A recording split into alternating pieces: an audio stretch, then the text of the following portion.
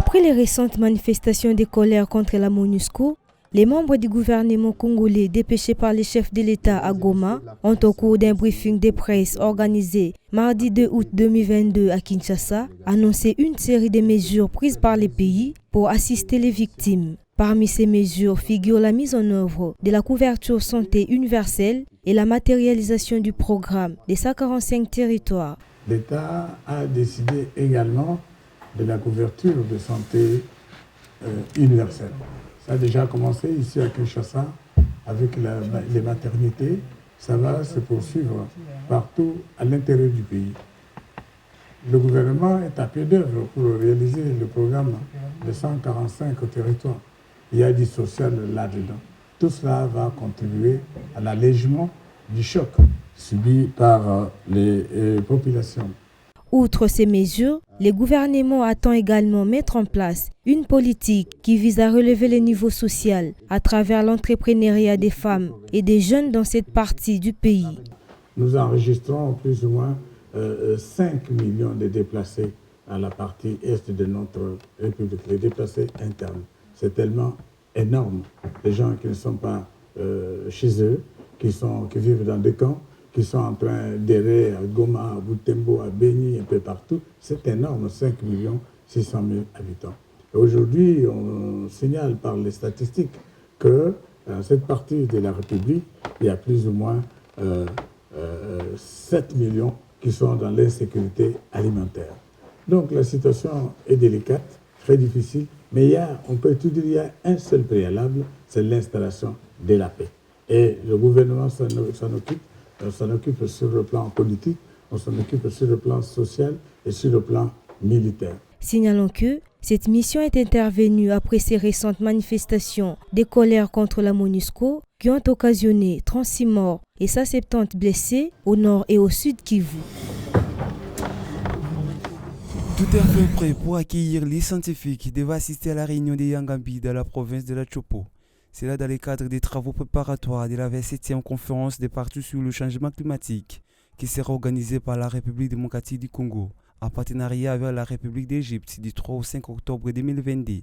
Dans le souci de bien faire les choses, le Premier ministre Sama Lukonde s'est rendu mardi 2 août 2022 au port SCTP en vue de s'enquérir de l'état d'avancement des travaux de rénovation des barges devant servir de logements flottants à tous les scientifiques invités à ces travaux de Yangambi. Nous allons recevoir ici une équipe de scientifiques.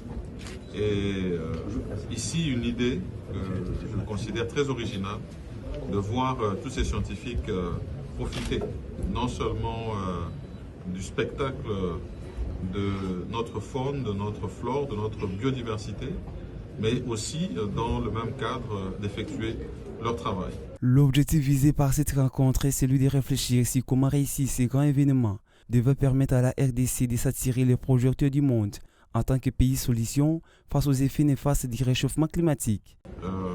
Une collaboration entre la vice-primature de l'environnement et le ministère des Transports pour la réhabilitation de ces barges qui appartiennent à la République démocratique du Congo et qui vont pouvoir permettre à ces scientifiques le déplacement de Kisangani à Yangambi où vont se faire leurs travaux.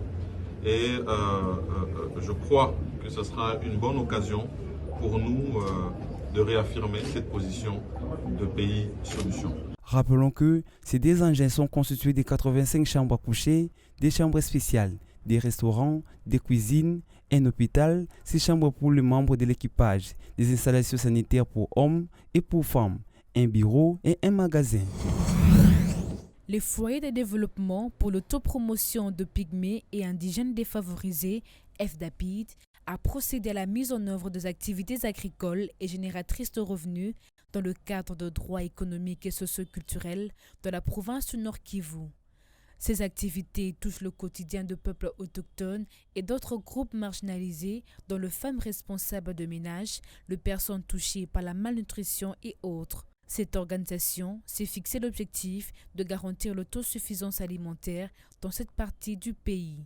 En RDC, c'est vrai que le pays est reconnu comme un scandale géologique, mais où la population est extrêmement pauvre et c'est inacceptable. Et alors, il est possible d'oublier le secteur minier et d'investir dans l'agriculture. Parce que l'agriculture prend en compte en même temps tout ce qui est élevage, tout ce qui est réhabilitation des routes et des dessertes agricoles. Et donc, c'est un domaine important dans lequel le gouvernement devait accorder plus d'importance. Dans ses objectifs de lutter pour le droit de peuples autochtones, le FDAPIT accompagne la récolte de miel et de produits vivriers dans 500 ménages à travers 17 groupes solidaires installés dans 17 villages de groupements de Massissi, Rutshuru, Waikale et Niragongo. Cette ONG s'est réjouie des résultats tangibles dans cette partie de la République. On est en train d'accompagner la récolte des produits vivriers. Il y a les cultures maraîchères, donc les choux, les amarantes, les oignons et consorts. À cela s'ajoutent les arachides, les maïs, les pommes de terre et d'autres, parce que nous accompagnons la population de chaque site selon le type de semences qu'ils ont demandé. Donc, et cela aussi dépend des conditions climatiques, des types de cultures adaptés dans chaque milieu. La productivité, elle est vraiment de bonne qualité. En croire son coordonnateur national, on ne peut pas éradiquer la pauvreté sans investir dans le domaine de l'agriculture, qui est l'un des boosters du développement socio-économique de la République démocratique du Congo. Le but de cette organisation non gouvernementale est que dans les jours à venir, la population qu'elle accompagne soit en mesure de subvenir à d'autres besoins quotidiens tels que la scolarisation, l'accès aux soins de santé primaires et autres. L'hépatite est une grave infection du foie causée par un virus qui se transforme en une inflammation. Cette infection virale peut causer une infection aussi bien aiguë que chronique. Pour lutter contre ce fléau, il existe une journée instituée en 2010. En RDC, les données disponibles sur les hépatites indiquent que les hépatites B et C sont présentes dans l'ensemble du pays et constituent une priorité de santé publique. Des efforts notables ont été consentis dans le domaine de la sensibilisation et prise en charge des hépatites avec l'appui des partenaires techniques et financiers. Il existe 3 catégories d'hépatites. Il s'agit des hépatites A, B et C. Une autre catégorie d'hépatite est causée par une consommation excessive de l'alcool. Selon l'Organisation mondiale de la santé OMS, seule une personne sur 20 sait qu'elle a une hépatite et seulement 1 sur 100 est traitée.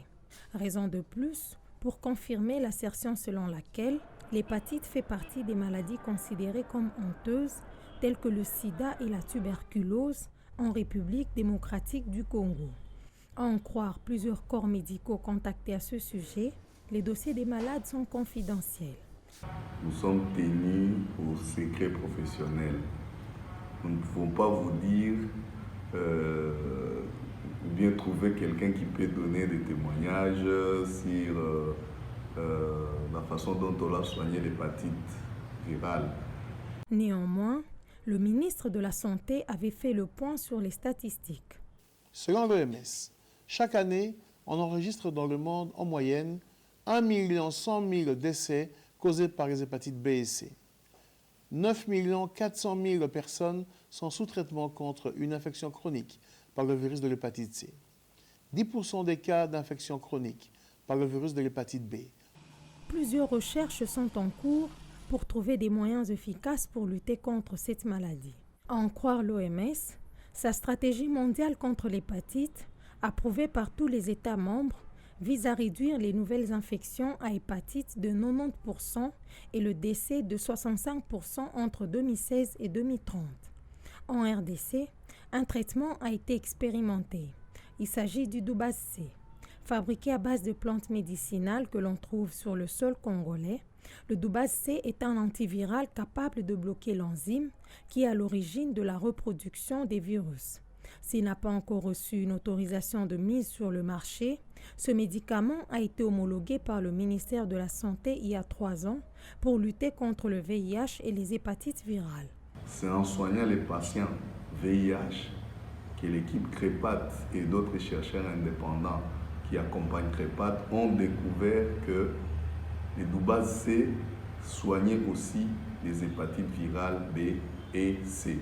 Duba C s'est avéré très efficace dans le traitement des différents virus. La journée mondiale de l'hépatite est une journée qui a pour but de sensibiliser à l'épidémie de l'hépatite et de renforcer les mesures pour améliorer l'accès aux services de dépistage et de traitement.